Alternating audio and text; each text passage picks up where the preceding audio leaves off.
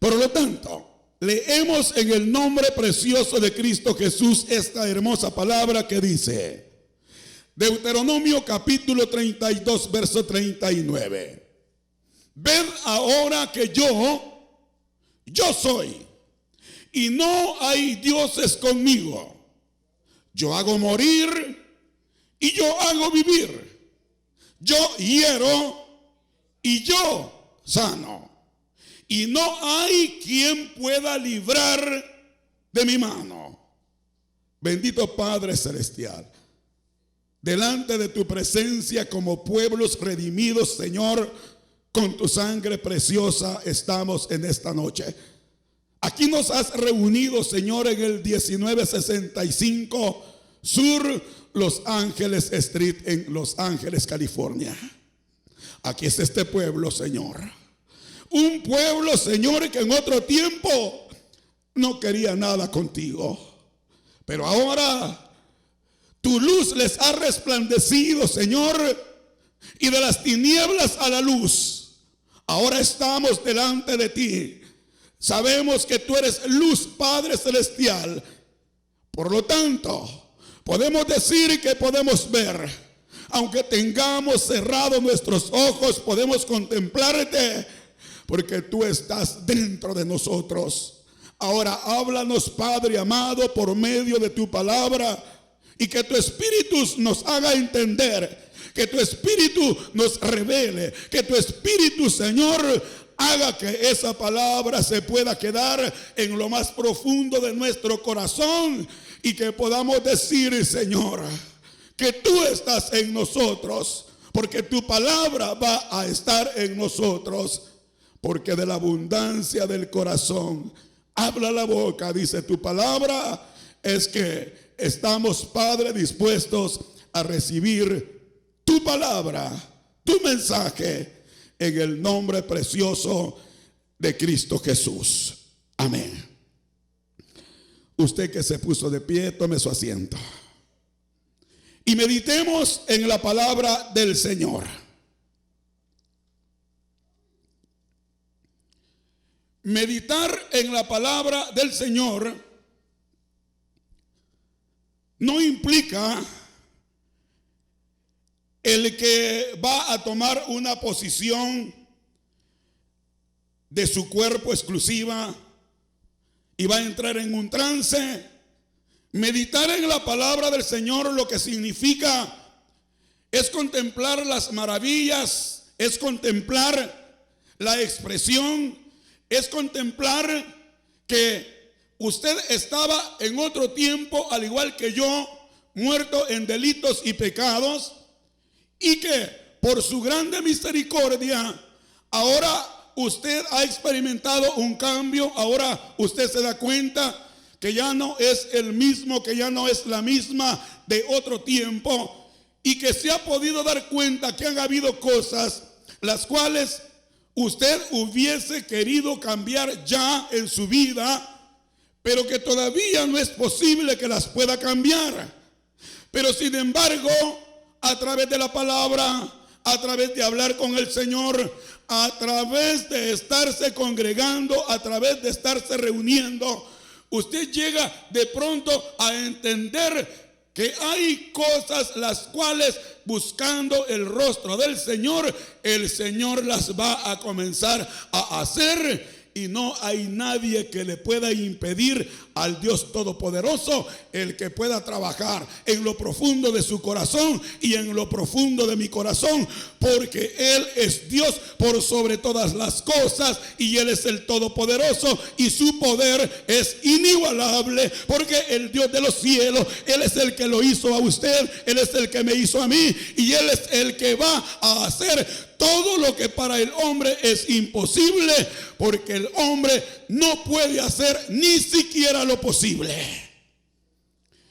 Porque por mucho que el hombre piense y diga que él es el que está haciendo lo posible, si ni siquiera, hermanos, mover un dedo es de nosotros, ni siquiera el respirar, que no cuesta nada, es nuestro, es del Señor. Él es el que nos puso estas ventanas para que podamos respirar. Él es el que nos puso los pulmones. Él es el que nos puso el aparato respiratorio. ¿Cuántas personas tienen que andar cargando un tanque de oxígeno para que le pueda llegar oxígeno allá adentro a sus pulmones? Y mírese usted y mire a cada lado de usted. Aquí no hay en este momento ninguno que esté respirando por medio de un tanque, pero el Dios Todopoderoso, el Santo de Israel, el Hacedor de maravilla, Él es el que lo tiene a usted y me tiene a mí todavía respirando por su bendita misericordia. Por lo tanto, todo es del Señor en nosotros, completamente, porque es la soberanía, el poder de Dios. Y vea lo que dice el verso con el cual hemos comenzado. Ved ahora que yo soy, y no hay dioses conmigo. El creador del cielo y de la tierra, el omnipotente, el omnisciente, el que tiene esas características especiales que usted las puede encontrar, la omnisciencia, la omnipotencia y esa otra cualidad, usted las puede encontrar descritas en Isaías capítulo 11, donde habla de los espíritus de Dios, del espíritu de Jehová. Allí encuentra esas características, las cuales convierten a Dios en inigualable, los cuales convierten a Dios en único, porque Él lo sabe todo. Él está en todo lugar, en todo tiempo, y para Él no hay nada imposible, porque Él es el Todopoderoso. Por lo tanto, yo soy, y conmigo no hay dioses algunos. Si no hay dioses conmigo, dice Dios, es porque yo me basto solo. Es porque yo soy suficiente. Es porque yo puedo hacer las cosas, y las puedo hacer en el momento, en el instante y en el lugar y en donde yo quiero hacerle. En su corazón Él trabajó. Acordémonos cómo vivíamos cada uno de nosotros. Acordémonos cuántas veces nos quisieron acercar a los pies de Cristo Jesús. Acuérdese cuando llegaba alguien con un tratadito y usted despreciaba, agarraba aquel tratadito y lo hacía añicos y lo tiraba a la basura. Y cuando se iba el aleluya, usted decía: locos, ¿quién les ha dicho que yo necesito de esa religión? Si yo tengo mi religión, si yo soy autosuficiente, para mí mi Dios es mi dinero, decían muchos, porque llegaban a considerarse que todo lo tenían a sus pies. Pero un día el Dios Todopoderoso les concedió, les dio en donde les dolía, y los hizo que se humillaran hasta el suelo, para que una vez que estaban en el fango más profundo pudiéramos levantar la cabeza. Y cuando usted levanta la cabeza estando en el hoyo más profundo, se tiene que encontrar con los cielos, que es el trono de Dios, porque así dice la palabra: los cielos son el trono de Dios y en la tierra el estrado de sus pies.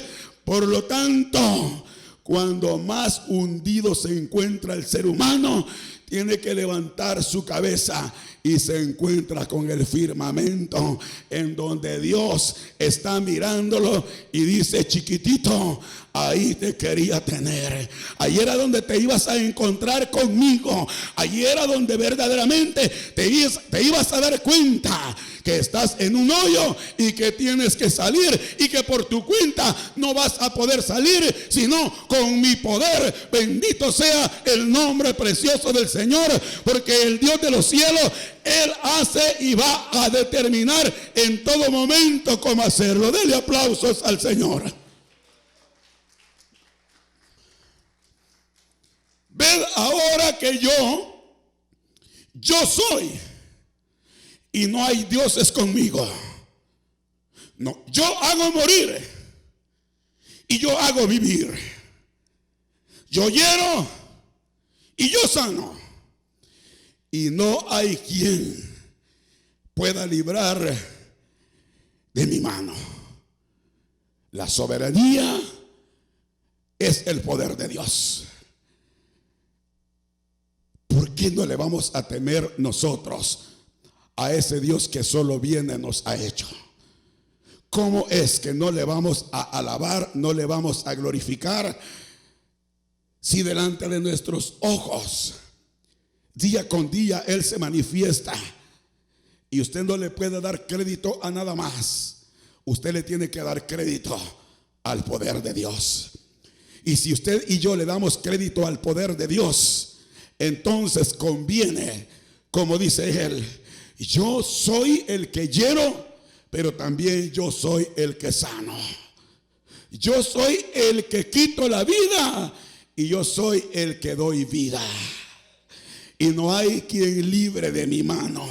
Quiere decir que cuando usted se mete a la mano del Señor, cuando usted se posa en las manos del Señor, no por su cuenta, sino porque el Señor lo atrae y lo lleva en su mano, ¿quién lo va a poder arrebatar de su mano? Nadie lo puede arrebatar de la mano del Señor, porque el Señor es el Todopoderoso y Él lo abraza, Él lo cubre, Él lo protege y Él hace con usted milagros y prodigios, maravillas en su persona. No es que usted es usado para hacer milagros en otra persona, no. Primero el Señor hace en nosotros esos prodigios y maravillas para que nosotros podamos contemplar su gloria. No hay quien libre de mi mano. Quedaste atrapado en las manos del Señor. No te puedes escapar. Podemos ser rebeldes y podemos pensar en un momento dado, ya no quiero nada con Dios. Podemos llegar a decir en algún instante, ¿para qué continúo? Si solo desprecios, si solo vejámenes, si solo cosas malas yo veo dentro de una congregación.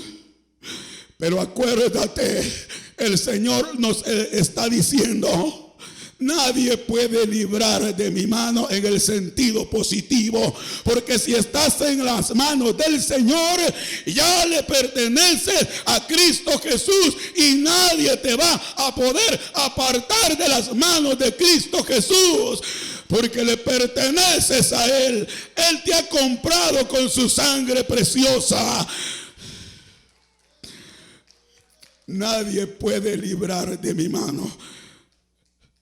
Pero por el otro lado, cuando nosotros hemos dejado y le hemos dado la espalda al Señor,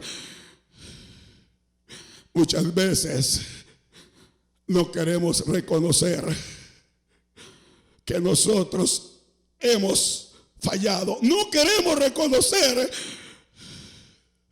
que la única manera que tenemos para que el Señor se mueva a misericordia es venir y humillarnos delante de su presencia en el lugar donde nos encontremos.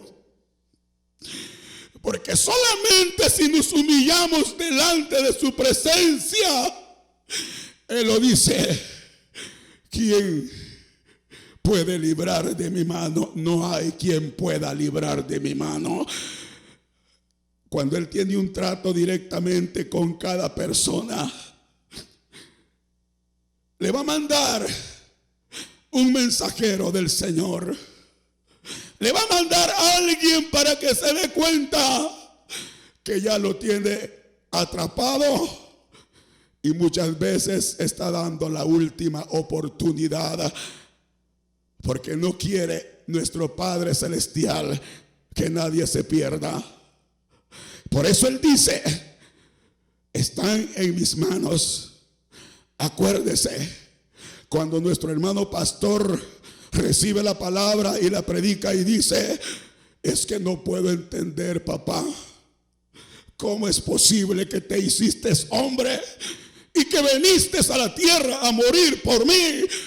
¿Por qué no me dejaste que me hundiera? ¿Por qué no dejaste que pereciera?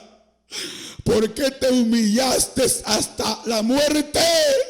¿Por qué viniste a pasearte, a enlodarte como nosotros? ¿Por qué no dejaste que nos hiciera pedazos el adversario?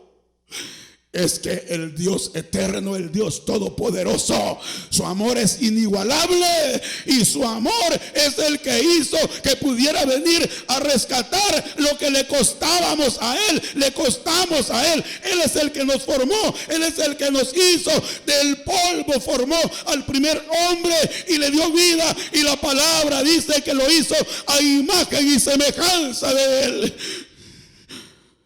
El diablo no tiene poder para arrebatar tu vida, para arrebatar mi vida. El diablo no tiene poder.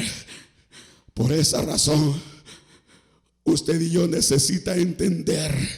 necesitamos entender que cuando el Señor dice, ¿quién librará de mi mano? Más vale que reconozcamos la soberanía en el poder de Dios. Ahora vaya por favor a Primera de Reyes, al capítulo 13. Y mire usted juntamente conmigo en la palabra, en el verso 6 de Primera de Reyes, capítulo 6, como un varón de Dios, que verdaderamente viene el Dios en él, no dice mentiras. Siempre va a decir la verdad de Dios. Siempre se va a parar en la verdad del Todopoderoso, porque el Dios Todopoderoso es el que lo va a respaldar. Este mensajero varón de Dios había venido a amonestar a Jeroboam, y en el verso 6 dice: entonces respondiendo el rey, dijo al varón de Dios: te pido que ruegues ante la presencia del Señor tu Dios y llores por mí, para que mi mano me sea restaurada. Y el varón de Dios oró al Señor, y la mano del rey se restauró y quedó como era antes. Una vez más, el varón de Dios no habla mentira, y Dios le oye. ¿Por qué? Porque el varón de Dios comprende que hay un soberano, hay un todopoderoso, y hay uno el cual conoce tu levantar y conoce tu acostar, conoce mi respirar y conoce también mis pensamientos.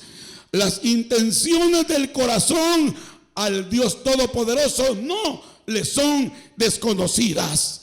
Por lo tanto, en este verso 6, este varón, después de haber amonestado a Jeroboam, habiéndole dicho que lo que estaba haciendo era abominación delante del Dios Todopoderoso, porque estaba ofreciendo incienso extraño en el altar, aquel rey lo quiso tomar a él cautivo, lo quiso detener, y cuando ordenó que lo detuvieran, entonces la mano de ese hombre quedó en una forma en la que ya no la pudo mover.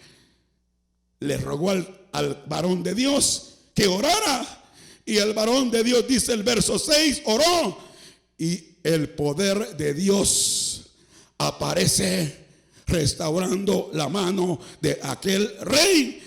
Volvió a ser como antes. Pero ¿cómo queremos cada uno de nosotros que el poder de Dios sea auxiliándonos cuando nosotros no tenemos verdad en nosotros?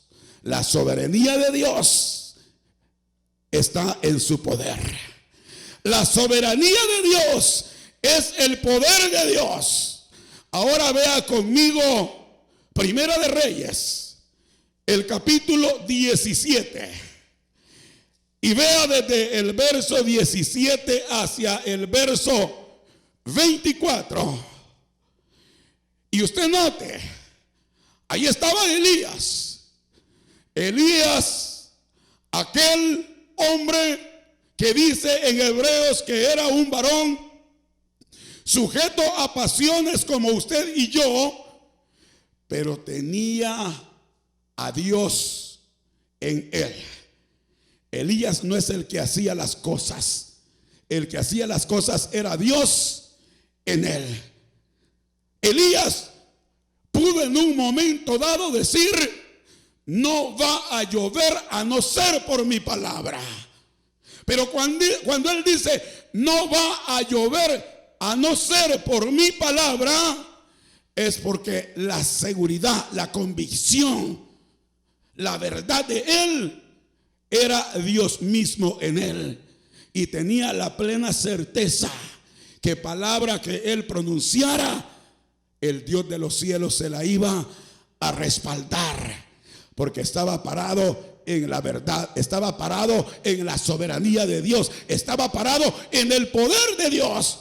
Y en este verso que vamos a leer de Primera de Reyes capítulo 17, desde el verso 17 hacia el verso 24, usted encuentra que Elías oró y Dios oyó la voz de Elías, y el hijo de la viuda vino de nuevo a la vida. Después de estas cosas aconteció que cayó enfermo el hijo del ama de casa, y la enfermedad fue tan grave que no quedó en él aliento. Y ella dijo a Elías: ¿qué tengo yo contigo, varón de Dios? ¿Has venido a mí para traer a mi memoria mis iniquidades y para hacer morir a mi hijo? Él le dijo: dame acá tu hijo. Entonces él lo tomó de su regazo y lo llevó al aposento donde él estaba y lo puso sobre su cama, y clamando al Señor dijo: Señor Dios mío, aún a la viuda en cuya casa estoy hospedado has afligido haciéndole morir a su hijo. Y se tendió sobre el niño 3 veces y clamó al Señor y dijo: Señor Dios mío, te ruego que hagas volver el alma de este niño a él. Y el Señor oyó la voz de Elías, y el alma del niño volvió a él y revivió. Tomando luego Elías al niño, lo trajo del aposento a la casa y lo dio a su madre. Y le dijo Elías: mira, tu hijo vive. Entonces la mujer dijo a Elías: ahora conozco que tú eres varón de Dios y que la palabra del Señor es verdad en tu boca. Dele aplausos al Señor con todo su corazón. No era Elías el que estaba haciendo las cosas, pero Elías tenía rectitud. Pero Elías entendía lo que dice Deuteronomio capítulo 32 y ese verso 29. Entendía perfectamente: ¿quién es el que puede arrebatar de mi mano? Nadie puede impedir lo que yo voy a hacer. Elías entendía perfectamente la soberanía, el poder de Dios. Entendía perfectamente que es ser soberano. Y ser soberano es hacer conforme ha determinado que tiene que hacer. Esta mujer, una mujer de aquellos tiempos, desesperada, angustiada, cuando Elías pasaba, consideró darle un lugar para que se pudiera quedar, pero al final parecía ser que a ella le estaba doliendo el haberle dado un lugarcito a Elías cuando su hijo había quedado sin aliento. Y por eso es que le dice: has venido a mi casa para recordarme mis iniquidades y para quitarle la vida a mi hijo. Y cuando Elías ora, le está diciendo al Dios Todopoderoso, aún a la viuda a quien le pusiste en su corazón que me diera un lugar para estar, también la estás atormentando, Dios. Elías, amados hermanos, entendía la grandeza de Dios, pero él en su humanidad, Elías, en ningún momento aprendió la misericordia de Dios. ¿Por qué? Porque Dios le quiso mostrar misericordia una y otra vez. Acuérdese cuando secó las aguas, cuando no llovió. Acuérdese que lo llevó al arroyo. Allá lo hizo que se refugiara.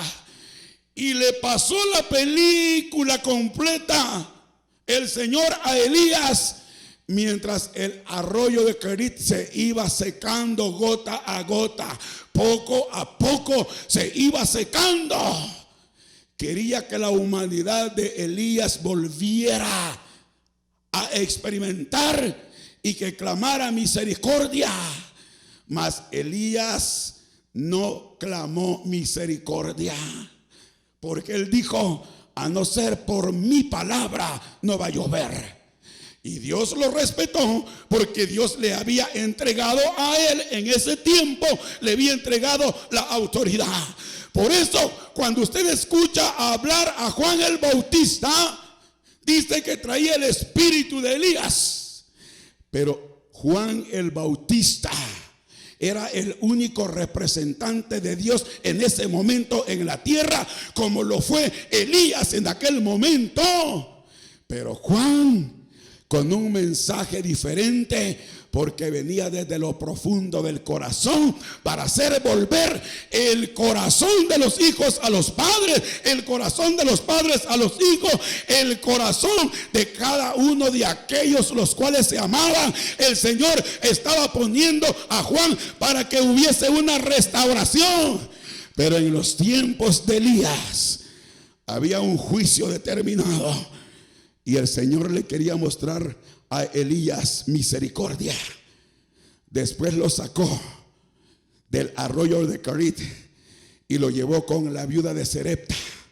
¿Por qué no lo llevó con una de las viudas de Israel? ¿Por qué lo llevó con una viuda que era tratada como perro por los israelitas? El Señor le quería mostrar misericordia, porque así como mandó a Jonás a que le fuera a predicar a Nínive, y Jonás se llenó de dolor y dijo: no, porque esa es una ciudad sanguinaria, y si voy y les predico se van a arrepentir, mejor no voy.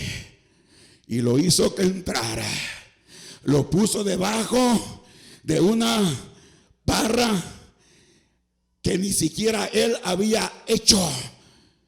Y cuando se comenzó a secar aquello que le estaba dando sombra, se enojó con Dios. Aún hasta esto que me está dando sombra me lo quitas. ¿Para qué me trajiste? Mire la soberanía de Dios en su poder. porque el Señor puede hacer lo que Él quiera hacer, en donde quiera hacer y con quien lo quiera hacer.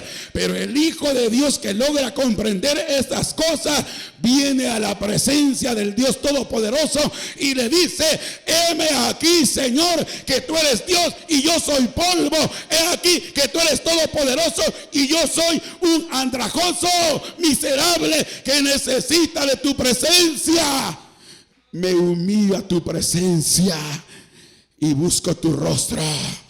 Por lo tanto, entender que el Dios de los cielos es soberano en su poder es reconocer que los hombres de la Biblia nunca hicieron nada por su propia cuenta, sino que fue el Dios de los cielos escuchando, en este caso, la voz de Elías en súplica. La acción que tomó de acostarse 3 veces sobre el niño está indicando la confianza que él tenía, que el poder de Dios estaba en él. Y al acostarse es semejante a que el poder de Dios está haciendo sombra sobre aquel cuerpo para que el poder de Dios lo pueda tomar, para que el poder de Dios lo pudiera levantar, y lo hizo. El poder de Dios, bendito sea el nombre precioso del Señor. Dele aplausos con todo su corazón.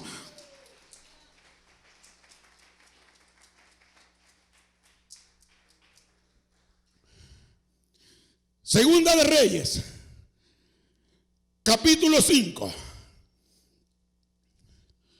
No se olvide, estamos hablando de la soberanía en el poder de Dios. Segunda de Reyes, capítulo 5.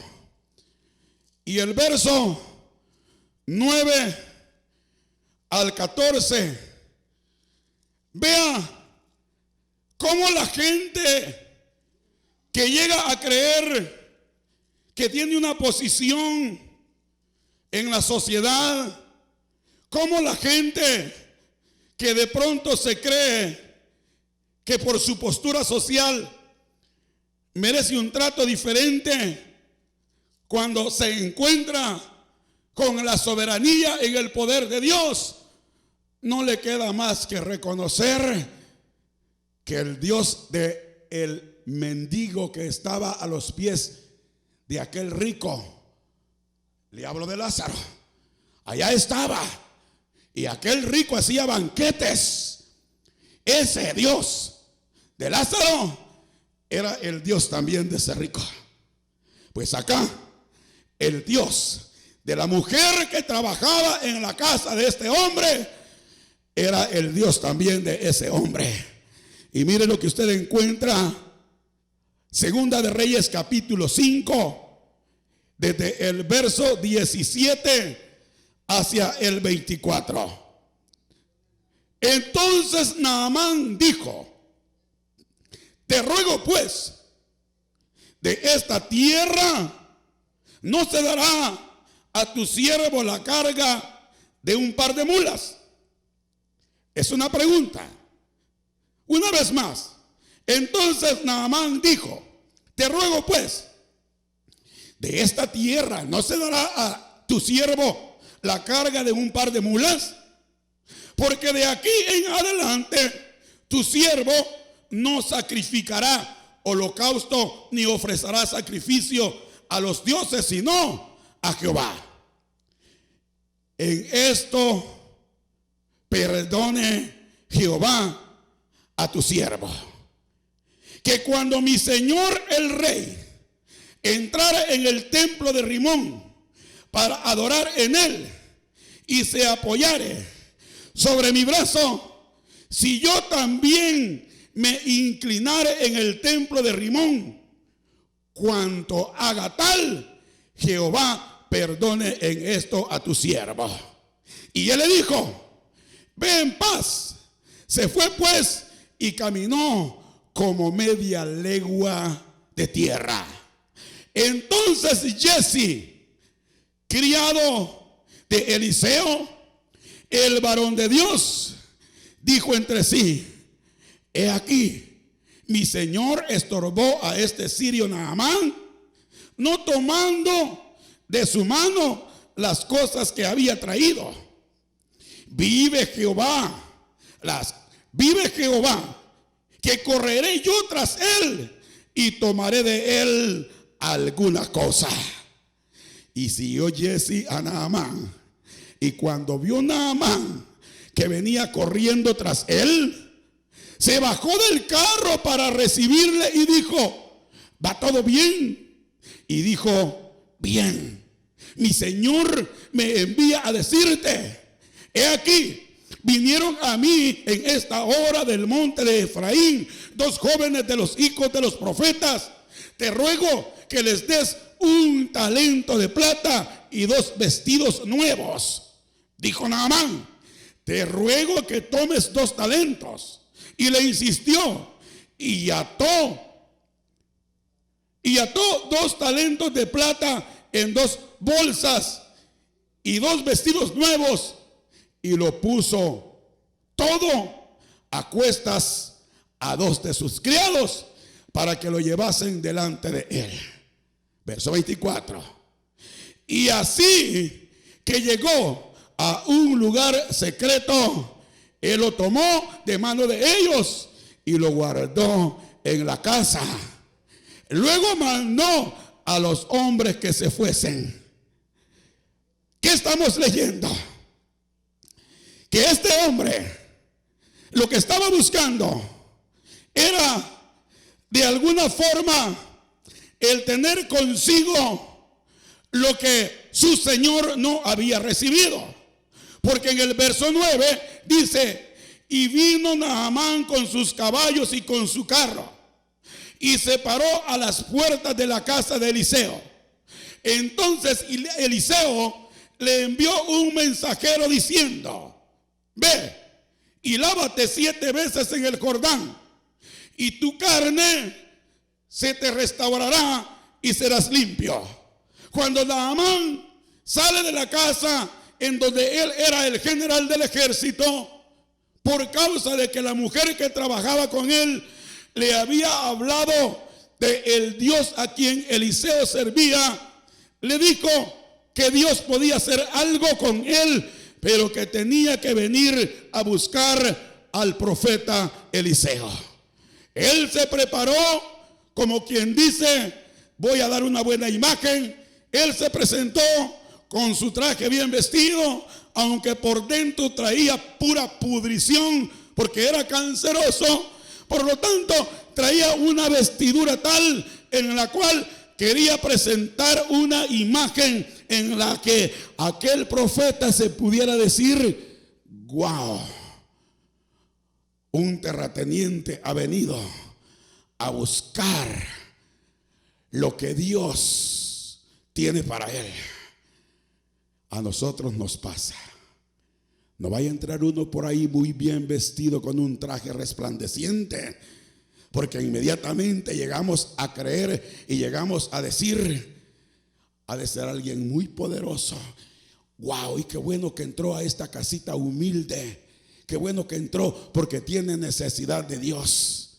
Y ahí están las miradas, y ahí están aquellos los cuales quieren quedar bien. Este hombre venía de esa forma ante el hombre de Dios, ante el profeta de Dios. El profeta de Dios todo lo sabe. El profeta de Dios, Dios le revela las cosas. Por lo tanto, es como que si Dios mismo a través del profeta está mirando el corazón de aquella persona, la vanidad, la altanería y aquello de que porque soy de la sociedad y porque soy el que camino mucho mejor y porque soy el que hago más y más, etcétera, etcétera, yo tengo que ser tratado de una forma especial. Mentiras del diablo.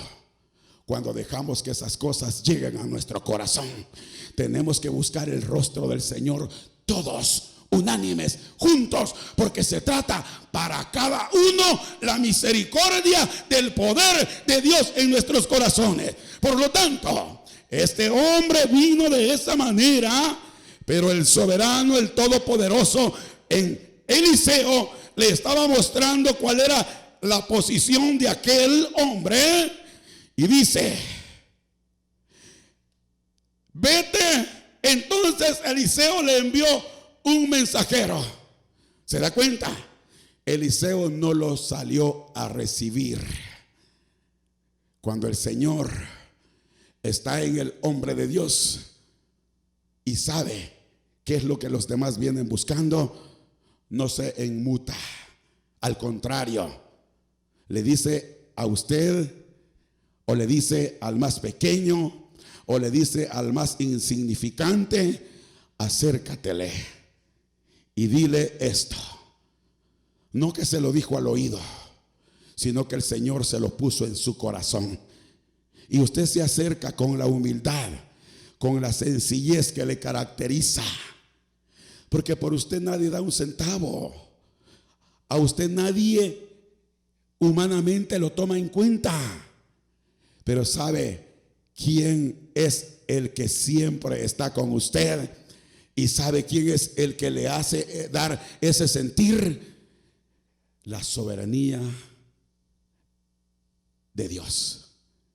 Porque Él lo atrajo, Él lo acercó.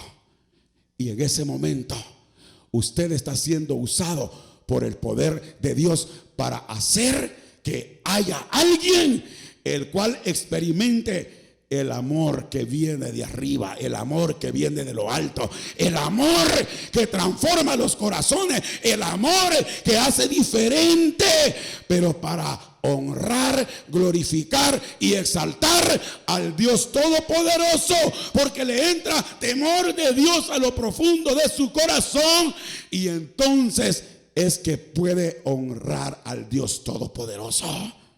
Naamán estaba necesitado, pero traía en su corazón el que era una persona importante. Verso 11.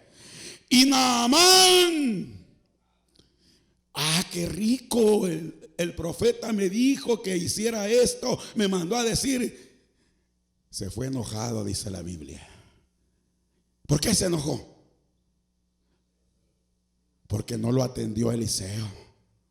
Porque él quería que fuera Eliseo quien le dijera: mi señor, qué bueno que vino, qué bueno que está por acá. Mire, yo le tengo buenas noticias. Usted sabe que hay un Dios todopoderoso y que ese Dios todopoderoso lo ama a usted y Él es el único que le puede sanar ese cáncer. Vamos a hacer esto, mire señor, a ver si usted quiere.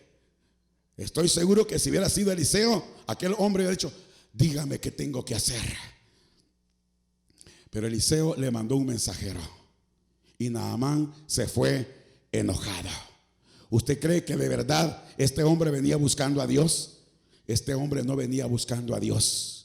Por esa razón, amados hermanos, usted y yo vamos aprendiendo en este camino que cuando de verdad usted y yo reconocemos que tenemos necesidad de Dios, lo que nos haga el hombre no nos va a perjudicar, porque sabemos que tenemos a un Dios todopoderoso y nos vamos a inclinar al Rey de Reyes y Señor de Señores, porque el hombre no nos va a dar ni nos va a quitar, pero el Todopoderoso con su misericordia, con su soberanía, es el que nos levanta o es el que nos deja en lo profundo por desobedientes.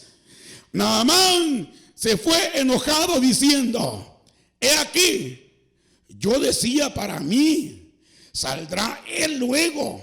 Porque cuando le digan que yo soy el general, inmediatamente va a mover las patitas y va a venir conmigo.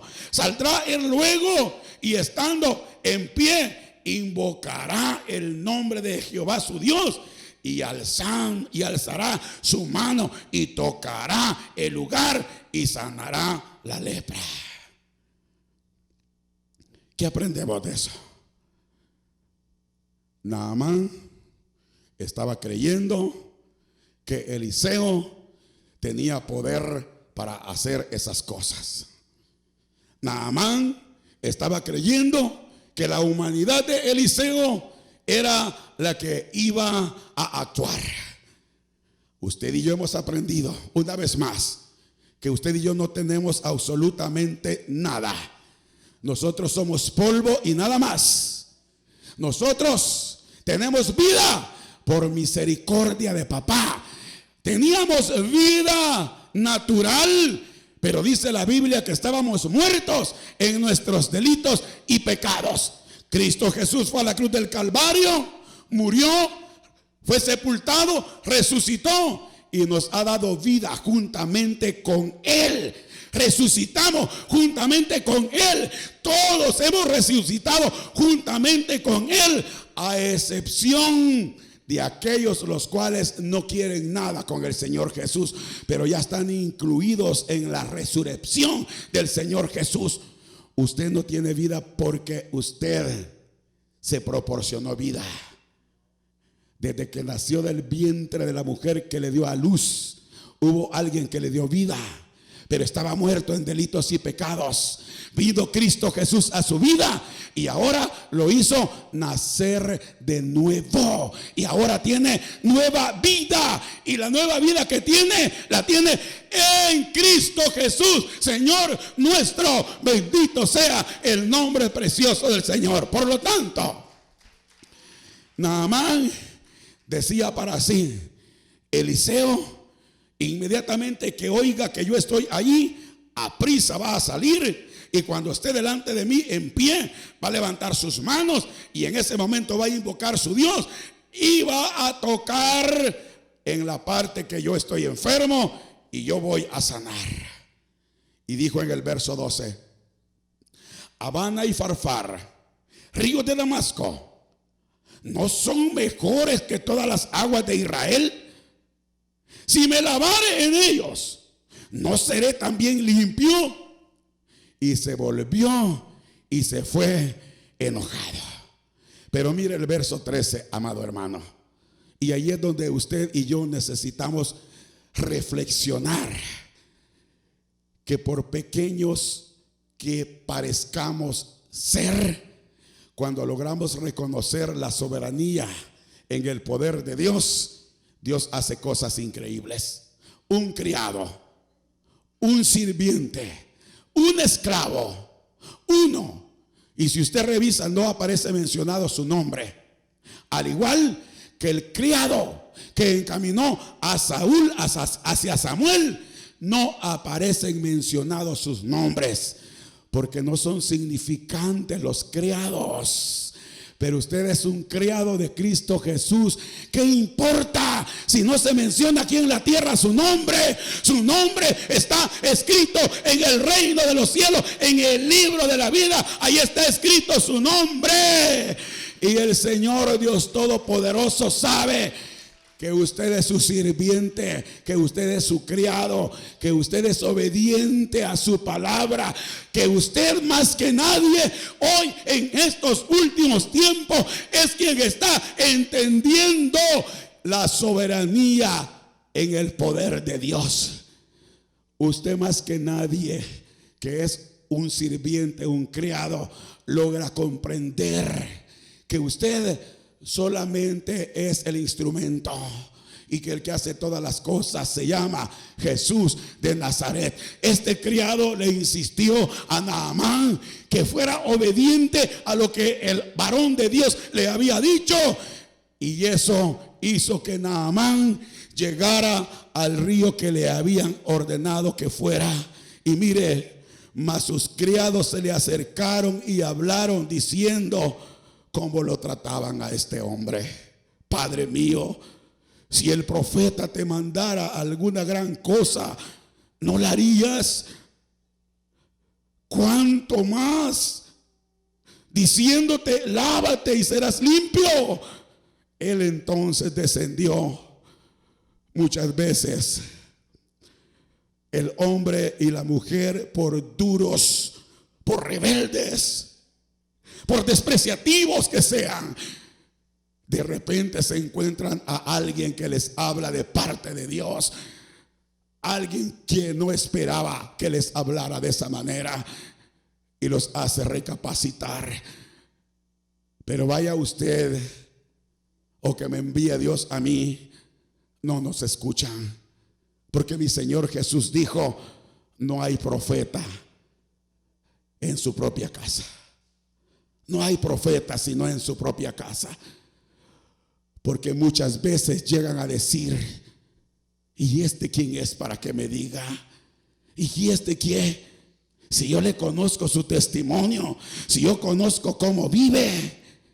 Pero una cosa es que el soberano en su poder esté diciendo una cosa, y cuando Él está diciendo una cosa, por la misericordia de aquella almita, el Señor utiliza hasta el mismo diablo por amor a aquella almita.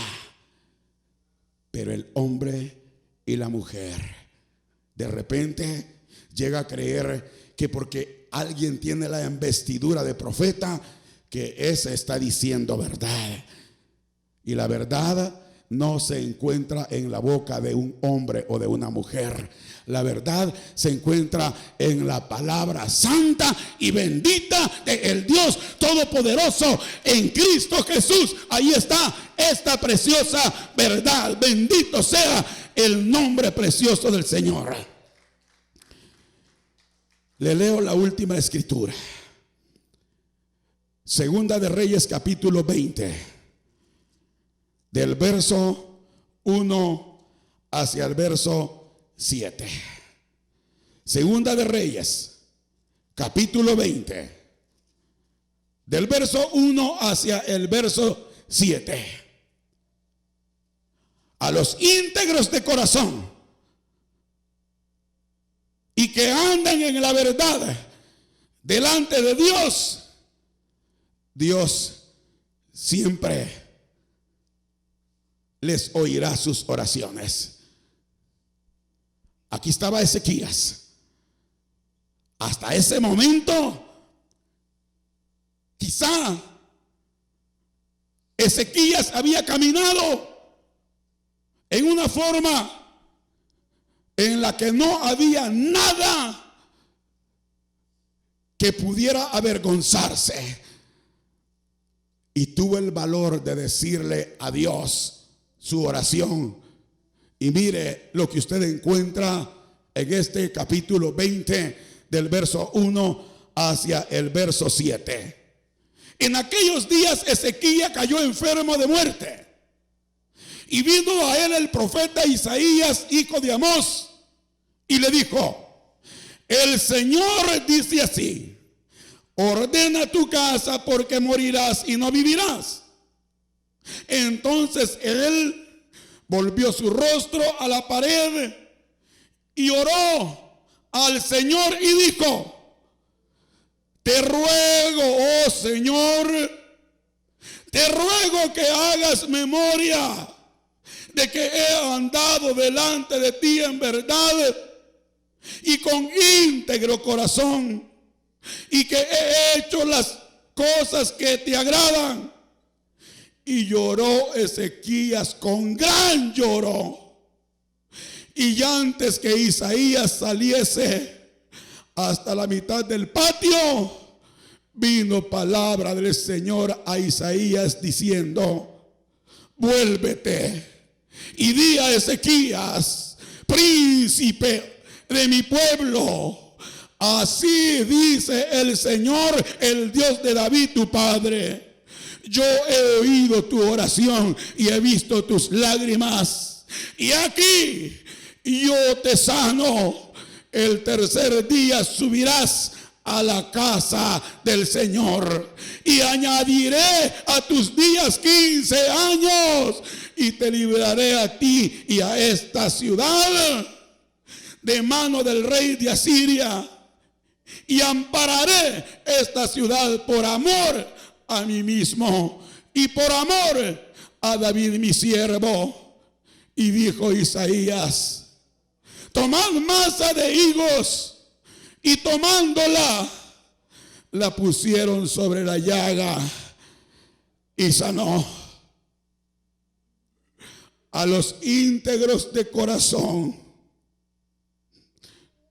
y que andan y que se mueven en la verdad delante de Dios, Dios siempre les oirá su oración. Lo pudo decir Ezequías: acuérdate, siempre he andado en lo que te agrada, he hecho lo correcto. Tuve el coraje, la valentía, hablaba con el Dios soberano.